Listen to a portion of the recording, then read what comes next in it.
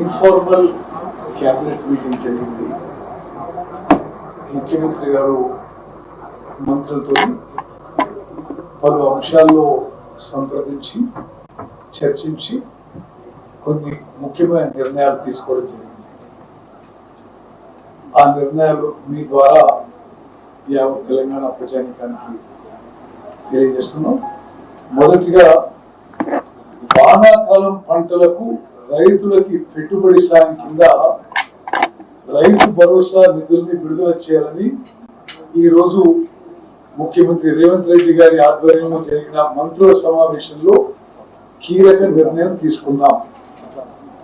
ఈ నెల 30వ తేదీన ఖమ్మం జిల్లా మదిరలో భారీ ఎత్తున రైతుల సమ్మేళనం ఏర్పాటు చేయాలని ప్రభుత్వం నిర్ణయం తీసుకుంది. దాదాపు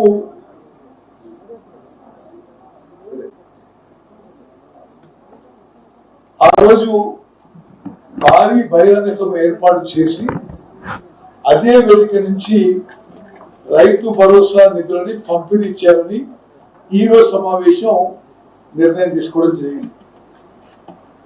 అదే వేదికపై నుంచి రైతు భరోసా నిధులను రాష్ట్రంలోని రైతుల ఖాతాలో జమ చేయడం ప్రారంభమవుతుంది. రైతులు పండించే సన్నధాన్యానికి రాష్ట్ర ప్రభుత్వం చెల్లించే బోనస్ 7 రకాల సన్నాలకు ఇవ్వాలని ఈరోజు మంత్రుల సమావేశం నిర్ణయం తీసుకుంది. మార్కెట్లో ఆ వెరైటీలకు ఉన్న డిమాండ్, ప్రజల అవసరాల మేరకు ప్రభుత్వం ఈ నిర్ణయం తీసుకుంది.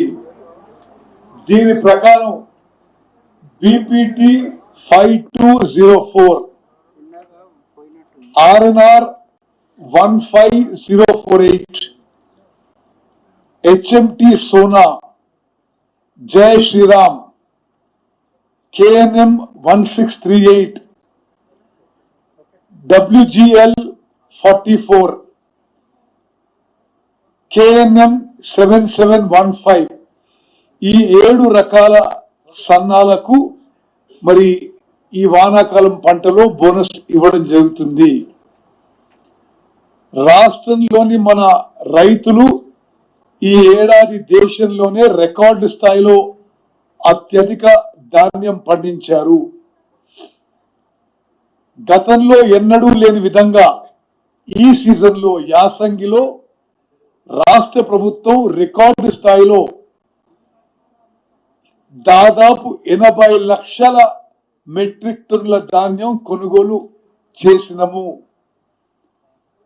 భారతదేశంలోనే 29 రాష్ట్రాల్లో యాసంగి పంటలో ఇంత ప్రొక్యూర్మెంట్ ఏ రాష్ట్రంలో కూడా ఎప్పుడు కూడా జరగని విషయం కూడా నేను మనవి చేస్తున్నాను. మరి మిగతా రాష్ట్రాలతో పోలిస్తే కేంద్ర ప్రభుత్వం మనం రాష్ట్రం నుంచి తక్కువ పర్సెంటేజ్ ధాన్యాన్ని సేకరించడంపై మంత్రుల సమావేశం ఆందోళన వ్యక్తం చేసింది. రాష్ట్రంలో పండించిన మొత్తం ధాన్యాన్ని కొనుగోలు చేయాలని కేంద్రానికి డిమాండ్ చేస్తున్నాము. కేంద్రం నిర్ణయించిన విధి విధానాల ప్రకారం రాష్ట్రంలోనూ పంట ఉత్పత్తులను కొనుగోలు చేయటానికి రాష్ట్ర ప్రభుత్వం సిద్ధంగా ఉంది.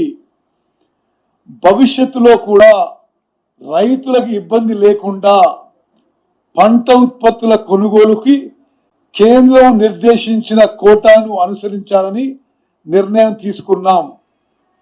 ఇకపై కేంద్రం ఏ పంట ఉత్పత్తులకు ఎంఎస్పి నిర్ణయించి కొనుగోలు చేస్తుందో ఆ పంటలను అంతే కోటాలో రాష్ట్ర ప్రభుత్వం తరఫున కొనుగోలు చేయాలని నిర్ణయం తీసుకున్నాం. వానాకాలం సీజన్ కు రాష్ట్రానికి కేటాయించిన ఎరువుల కోటాను వెంటనే విడుదల చేయాలని కేంద్రానికి విజ్ఞప్తి చేస్తున్నాము. రైతులు ఇబ్బంది పడకుండా ఎరువుల కోటాను విడుదల చేయాలని ఇప్పటికే పలుమార్లు కేంద్రానికి మా గౌరవ మంత్రివర్యులు తుమ్మల నాగేశ్వరరావు గారు అనేక మార్లు లేఖలు రాశారు. కేంద్రం వెంటనే ఎరువుల కోటాను విడుదల చేయాలని, త్వరలోనే ఢిల్లీకి వెళ్లి మరోసారి విజ్ఞప్తి చేయాలని ఈరోజు నిర్ణయం తీసుకోవడం జరిగింది. మన రాష్ట్రంలో ఉన్న రామగుండం ఫర్టిలైజర్ కార్పొరేషన్ కంపెనీలో ఉత్పత్తి అవుతున్న యూరియాలో అత్యధిక కోటా మన రాష్ట్రానికే కేటాయించాలని డిమాండ్ చేస్తున్నాం. ఇక్కడ నుంచి ఏ మధ్యప్రదేశ్కో బీహార్కో పంపించకుండా మన రాష్ట్రానికే ఇక్కడ యూరియాను కేటాయిస్తే రవాణా ఖర్చులు కూడా తగ్గిపోతాయి. ఎరువుల కొరత సమస్య కూడా ఉత్పన్నం కాదు. ఇదే విషయాన్ని మరోసారి కేంద్ర ప్రభుత్వం దృష్టికి తీసుకెళ్లి మన రైతుల తరఫున ఒత్తిడి పెంచాలని నిర్ణయం తీసుకున్నాం. అదేవిధంగా ఇప్పుడు గతంలో ఎన్ఆర్ఈజీ అనేది ఇప్పుడున్న ఈ పథకం, ఇది రామ్జీ పథకం, విబిజీ రామ్జీ పథకం గురించి సీతక్క గారిని మాట్లాడతారు. మరి ఒక విషయం రిఫ్యూజ్ చేస్తే వేరే విషయాలు. మెట్రో విస్తరణకు అవసరమైన అనుమతులు ఇవ్వాలని కేంద్ర ప్రభుత్వానికి విజ్ఞప్తి చేస్తున్నాం. ఐఆర్ఎఫ్సి నుంచి ఒప్పందం ప్రకారం రావాల్సిన రుణాన్ని వెంటనే మంజూరు చేయించాలని కోరుతున్నాము. హైదరాబాద్ ట్రాఫిక్ ప్రయాణికుల అవసరాల దృష్ట్యా మెట్రో ఫేజ్ 2 విస్తరణ అత్యంత కీలకం. అందుకే మన రాష్ట్రం నుంచి ప్రాతినిధ్యం వహిస్తున్న కేంద్ర మంత్రులు, బీజేపీ ఎంపీలందరూ కూడా మెట్రో విస్తరణకు సహకరించాలని కోరుతున్నాం. రాష్ట్ర అభివృద్ధికి అడ్డంకులు సృష్టించకుండా కేంద్రం నుంచి రావాల్సిన అనుమతులు ఇప్పించేందుకు ఆ పార్టీ నేతలు కలిసి రావాలని విజ్ఞప్తి చేస్తున్నాం. తెలంగాణ ప్రభుత్వం మరో కీలక నిర్ణయం తీసుకున్నది. రాష్ట్ర మంత్రివర్గ సమావేశాలు పేపర్లెస్ గా నిర్వహించే పద్ధతికి ఈ రోజు నుంచి శ్రీకారం చుట్టింది. ముఖ్యమంత్రి రేవంత్ రెడ్డి గారి అధ్యక్షత జరిగే కేబినెట్ సమావేశాలు అన్నింటికీ ఇకపై తెలంగాణ డిజిటల్ కేబినెట్ గా నిర్వహిస్తారు. ఈ రోజు ఐటీ విభాగం తరఫున మంత్రి శ్రీధర్ బాబు గారు ముఖ్యమంత్రి డిప్యూటీ సీఎం మంత్రులందరికీ స్పెషల్ ట్యాబ్లని అందజేశారు. డిజిటల్ కేబినెట్ అమలు తీరును కూడా అందరూ స్వయంగా పరిశీలించారు.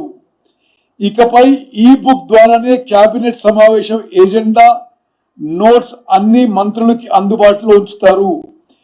పేపర్లెస్ గవర్నెన్స్ లో భాగంగా తెలంగాణ డిజిటల్ కేబినెట్ అమల్లోకి తీసుకొచ్చినట్లు తెలియజేయటం ఆనందంగా ఉంది. ఇకపై కాగితాలతో పని లేకుండా డిజిటల్ విధానంలో కేబినెట్ మీటింగ్లు జరుగుతాయి. ఈ నెల 21వ తారీఖున దేశమంతటా నీట్ పరీక్ష జరగనుంది. రాష్ట్రంలో దాదాపు 2008 పరీక్షా కేంద్రాల్లో 2,95,000 మంది విద్యార్థులు ఈ పరీక్ష రాస్తున్నారు.